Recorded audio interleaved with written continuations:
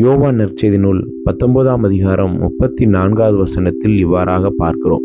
சிலுவையிலே இயேசு கிறிஸ்து மரித்து விட்டாரா இல்லையா என்பதை உறுதி செய்வதற்கு ஒரு போர் சேவகன் அவருடைய விலாவிலே குத்தினான்.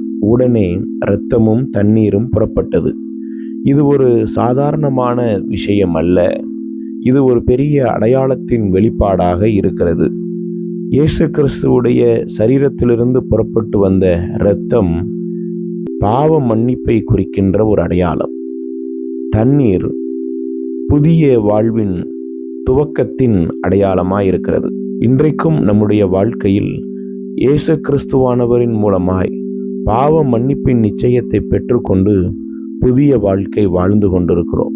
ஒருவன் கிறிஸ்துவுக்குள் இருந்தால் புது சிருஷ்டியாய் இருக்கிறான் என்கிற இந்த அடையாளத்தோடு இன்றைக்கும் நம்முடைய வாழ்வில் நாம் பெற்றுக்கொண்ட பாவ மன்னிப்பின் நிச்சயத்தையும் ஆண்டவர் தந்திருக்கிற தூய வாழ்விலும் இன்றைக்கும் நிலைத்து வாழ்கிறோமா என்பதை உறுதிப்படுத்திக் கொள்ளுகிற காலம்தான் இந்த லெந்து காலம்.